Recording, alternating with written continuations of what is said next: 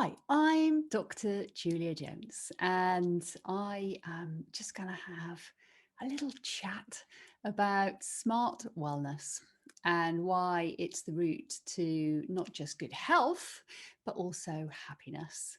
The two things are very much linked. If you wake up feeling well, you're much more likely to have a great day. No one wakes up saying, I feel terrible. I'm so happy about that. No, I feel great. And we are happy and grateful for good health. But how do you achieve it? So let me ask you this question. I started off as a sport and exercise scientist 30 years ago. I've been studying the brain as a psychologist and neuroscientist for decades. And in the 90s, we really did think that we'd cracked it because gyms were popping up all over the place. And 5 decades of diet and fitness based trends and their $1 billion advertising promotional campaigns and revenues have failed to produce healthy nations. So think about that, because what we must do right now is not keep making the same mistakes, right? We know that those typical fitness-based models do not produce wellness. Wellness is something very, very different.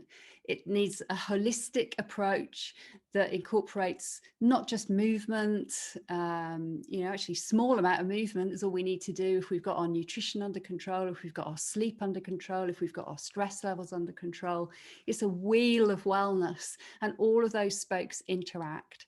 So I am very, very much pushing the smart wellness approach now, because that is the route to wellness. It's scientifically proven that these simple hacks that target our biology help us to maintain optimal functioning so that we stay well and we avoid illness. And smart wellness is a mix of three things.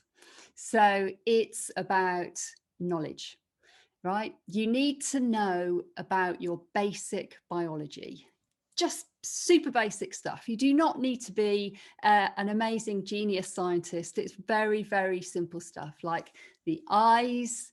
The cells at the back of the eyes are connected to neurons that start the circadian timer and dictate your sleep. Therefore, if you get early daylight, if you go outside and get early natural light into your eye in the morning, it will improve your sleep at night, unless you mess it up by using screens too late, which also tell your brain it's daytime when it's nighttime. But you can bypass that by using things like blue light blocker glasses, for instance, okay, in the evening. Other things that help slow the brain down for sleep as well. So sound, music, the ears lead to the brain. Music is my favorite biohack of all time, which is how I got the nickname Dr. Rock.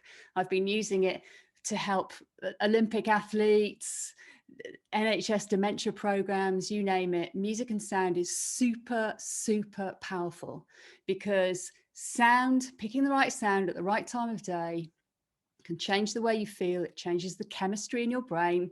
It can act as a metronome to time your breath so that you can engage your parasympathetic nervous system with some slow, lengthened exhales, for instance, right? This is all super, super easy stuff. Smart wellness, artificial intelligence, technology, little gadgets like this that monitor your data and help you produce efficient results. And the reason that the diet and fitness mayhem and mania of the last 50 odd years didn't work is because it does not efficiently target our ancient evolutionary biological systems. The first thing I tell my clients to do: cancel your gym membership. You're time poor. Most of my clients and myself, time is our most precious asset. Going to the gym is a 2-hour extravaganza by the time I've packed my bag, got changed, driven there, parked, signed in, gone to the locker room, blah, blah, blah, done my workout, had a shower, changed, driven home. It's 2.5 hours. That is not an efficient use of time. You've got about 15 minutes worth of benefit from that whole experience, which by building little habits into your day that just result in more movement. So for instance, I put my printer upstairs. So now I'm up and down the stairs because my printer used to be here and now it's up there. So little things that you can build into your daily routine that automatically keep these biological systems automated.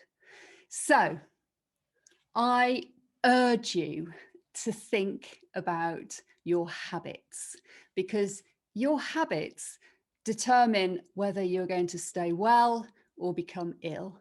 And they will determine, in turn, because this is all connected, they will determine your ability to achieve and maintain happiness.